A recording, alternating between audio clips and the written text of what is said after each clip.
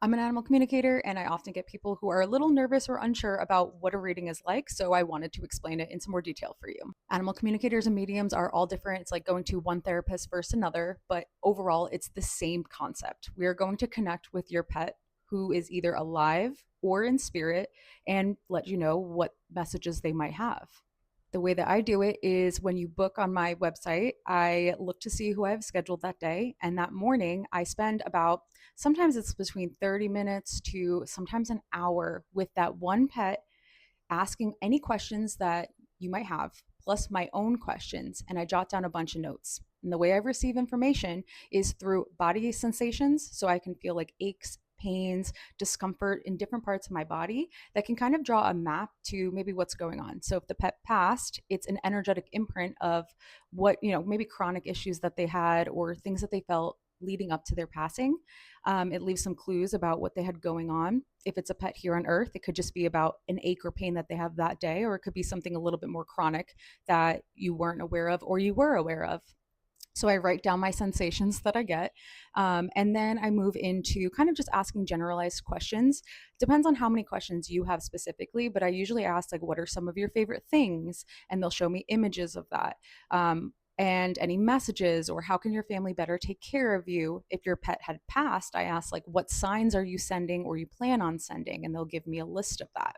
I also see images. So I'll see flashes of images strung together to try and show me something that is in their environment or something that they like.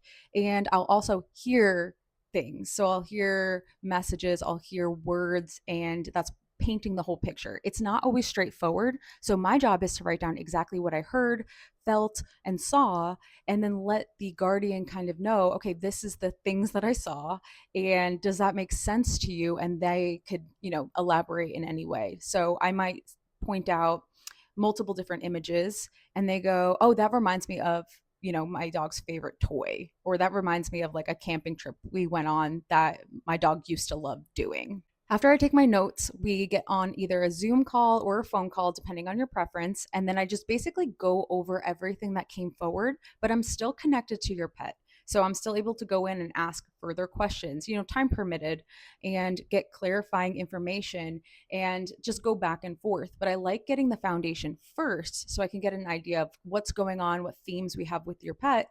And that way we make use of our time a little bit more. Typically, if this is the first session, I do one pet per session because it takes so long. They have so much they want to say. So sometimes even like the hour session is not enough. But then further sessions, once I get to know you and your pet, we can kind of add more pets into one. And then it's just a little bit easier that way once I'm familiar with their backgrounds. And I always tell my clients that sometimes I try to connect with our designated target, the pet that you signed up for. But if other pets have something to say, they sometimes sneak in, and sometimes loved ones who've passed on humans sometimes come in with messages as well. And I always see kind of mirrored aspects between the pet and the guardian, where higher insight comes into maybe like a personal situation, a parasocial situation, something work related, a relationship issue, and advice that sometimes can come into the reading as well. So it's not always just about the pets, it's often about the people too. But every reading is different.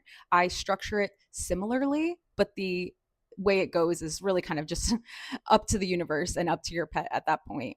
And I always end with any last messages for your family. And I very frequently get poems that come through here. And I know that sounds a little weird, like, why is my pet writing a poem? But it's almost like their higher self comes through with the transmission.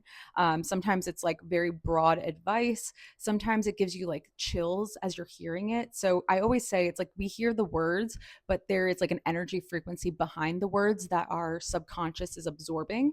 And it just kind of hits home and it makes you tear up and want to cry very regularly. So it's pretty profound when the pets give me poems, especially if they've crossed over, if they're approaching the end of life. And if the younger pets come through with a poem, it's usually a little bit more narrow focused. It's usually more about life lessons, fears, insecurities, things like that. But as they age, it starts to get a little bit more broad of insights that they received from their life. And then after they've crossed over, it's even more broad than that.